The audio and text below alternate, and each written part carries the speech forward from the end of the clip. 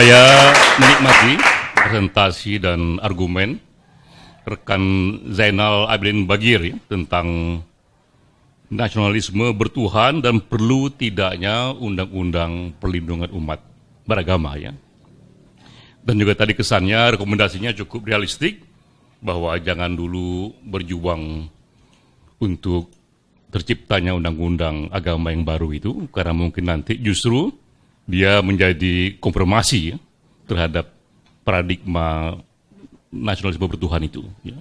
Lalu Bung Zainal merekomendasikan hal yang lebih piecemeal approach, ya, lebih sepotong-sepotong, lebih technical, lebih implementatif. Ya. Itu argumennya.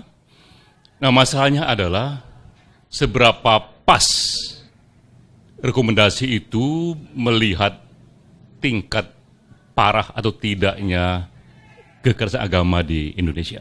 Ya. Dalam public policy itu ada istilah sebuah rekomendasi yang disebut too little and too weak. Ya. Ya, terlalu sedikit, terlalu lemah untuk menghadapi sebuah kondisi yang sudah agak parah. Ya. Sehingga ibaratnya kita melihat rumah terbakar, tapi rekomendasi kita tentang air yang memadamkan api itu terlalu sedikit dibanding api yang berkobar lebih cepat. Akibatnya jika dijalankan pun jauh lebih banyak rumah yang akan terbakar nantinya itu ya. Nah karena itu penting bagi kita pertama memahami dulu data. Ya. Seberapa parah tingkat kekerasan agama di Indonesia. Ya. Saya baru membaca riset terbaru dari Pew Research tahun 2015 ya. Ini organisasi yang cukup kredibel dan dia melakukan satu measurement dengan mensurvei di 198 negara seluruh dunia sejak tahun 2007 dan setiap tahun sampai sekarang tahun ke-7 di tahun 2015 ya. Nah, dia pun sudah mengembangkan dua indeks untuk mengukur kekerasan agama. Pertama, indeks yang melihat dari polisi pemerintahan. Dia beri nama itu Government Restriction Index, ya, GRI. Ya. Bagaimana dia melihat seberapa besar polisi pemerintah yang diskriminatif itu, baik di aturannya ataupun di action para birokratnya itu. Indeks kedua, dia melihat dari society, yang disebut Social Hostility Index. Ya. Jadi indeks, di samping pemerintah juga diskriminatif, masyarakat pun bisa sangat keras ya. Nah masing-masing itu ada ukurannya, yang untuk government index itu ada mungkin 20 variabel ya.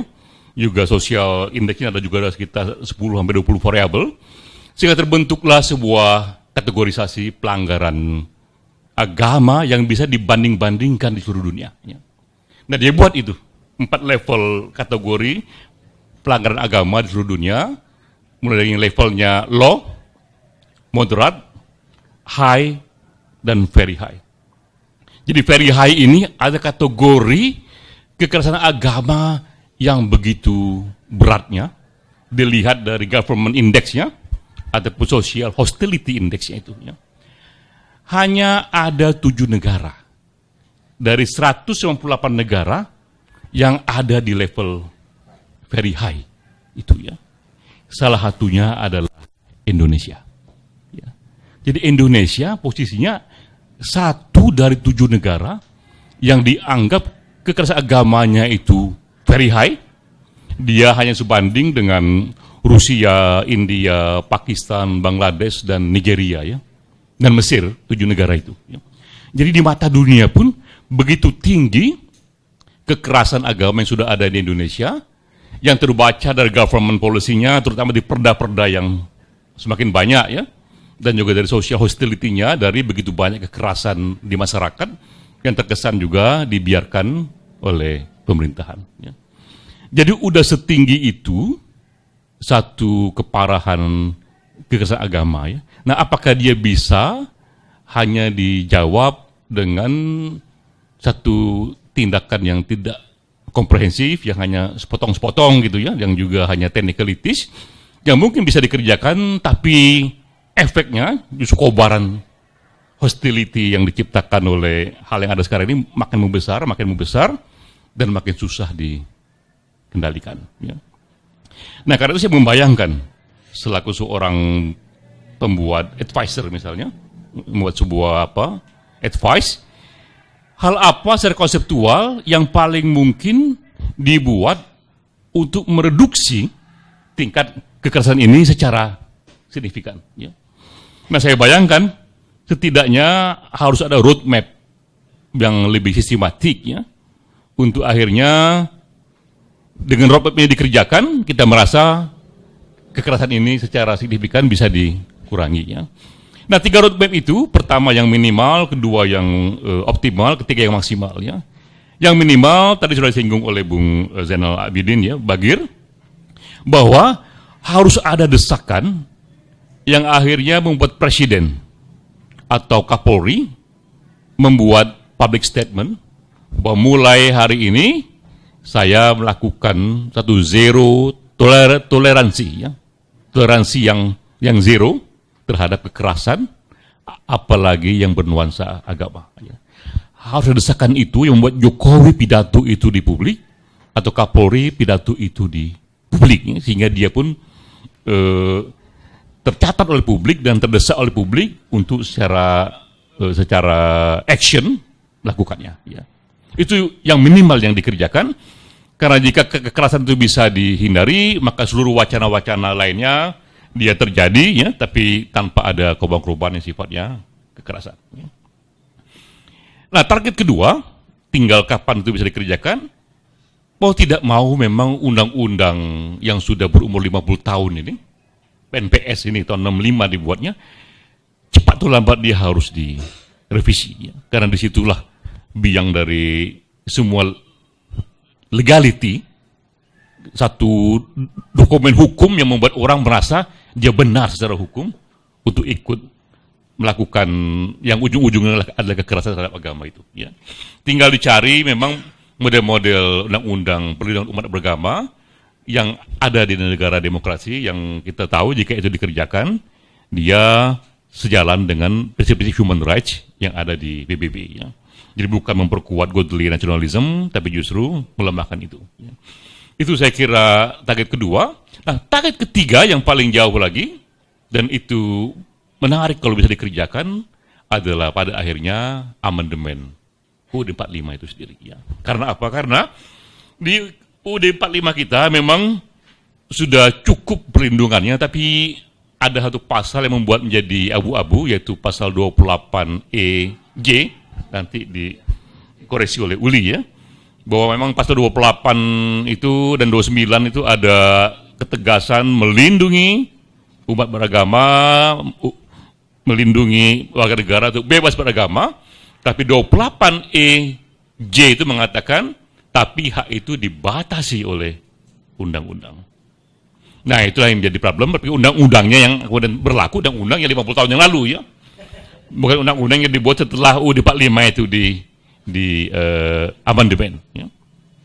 Nah, ini yang menjadi biang dari banyak hal, dan akan jauh lebih kuat jika pada waktunya kita tinggal memodifikasi saja First Amendment yang ada di Amerika itu.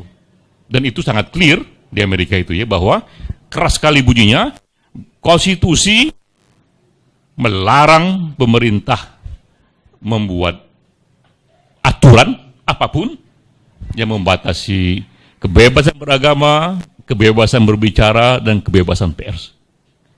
Dengan aturan itu selesai semuanya itu, ya. Karena itu aturan tertinggi, dan tak ada boleh lagi orang membuat aturan di bawahnya yang mencoba mengutak-atik masalah kebebasan beragama itu, ya.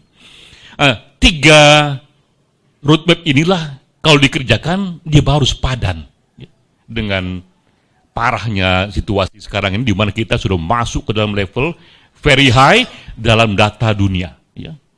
Kalau tidak itu, semua rekomendasi walaupun bisa dikerjakan dan berhasil, tetap saja dia membuat situasi menjadi lebih buruk. Ya. Tinggal masalahnya, bagaimana supaya itu bisa terjadi. Ya. Nah, ini adalah politik. Ya. Dalam politik itu masalah bargaining kekuatan. Ya. Siapa yang lebih kuat, dialah yang lebih menang. Nah, kita tahu bahwa embrio pertama dari gerakan yang paling mungkin memproteksi ini atau yang mempelopori ini adalah civil society. Masalahnya di civil society kita ini terjadi kekosongan itu, ya. Sudah ada kegelisahan yang sifatnya individual LSM, tapi belum ada semacam united front LSM yang bersatu, ya. Yang bisa di dalamnya itu ada begitu banyak LSM yang punya aspirasi yang sama, ya, dengan basis organisasi yang kuat dan dana yang cukup misalnya untuk mengerjakan satu penekanan, ya. Kalau itu ada, itu jauh lebih mudah, ya. Nah, itu hal yang biasa itu dibuat. Jadi saya kira langkah selanjutnya dari kita di LSM ini adalah bersama mencoba membuat sejenis koalisi LSM itu, ya. Tapi hanya terbatas pada 3 agenda tadi, ya. Bagaimana kita dengan koalisi itu mendesak Presiden membuat statement soal zero tolerance, ya, pada kekerasan, lalu mencari partner di partai atau DPR dalam rangka membuat undang-undang perlindungan umat beragama yang baru, dan ketiga melobi DPR atau Presiden, ya. Jadi saya kira agenda seperti itulah yang kita butuhkan sekarang, karena tanpa roadmap seperti itu masing-masing aktivis bergerak sesuai dengan kegelisahannya, ya, dan selalu pasti setelah itu ujungnya adalah selesai, kalah oleh waktu, kalah oleh biaya, dan akhirnya kita pun terpencar lagi pada perhatian lainnya. Jadi saya kira roadmap itulah yang penting untuk dikerjakan, yaitu ada target-target yang sifatnya minimal sampai makro, dan ada juga organisasi yang mengerjakannya, dan ketiga lobby, ya. Karena saatnya saya kira ini kawan-kawan LSM ini bergerak melampaui apa yang dikerjakan sekarang ini, itu masuk ke tahap legislasi itu, ya. Jadi itu tambahan saya buat Bung Zainal Abidin Bagir, ya, bahwa kita apresiasi ininya, satu elaborasinya, tapi disadari juga bahwa magnitude dari kerusakan yang ada sekarang ini sudah begitu tinggi, sehingga harus diberikan rekomendasi yang juga sepadan, ya. Apakah dia bisa dikerjakan apa tidak, menurut secara konseptual dia selesai itu dengan rekomendasi tadi, ya. Selanjutnya adalah politik, ya. Demikian, wassalamualaikum warahmatullahi wabarakatuh.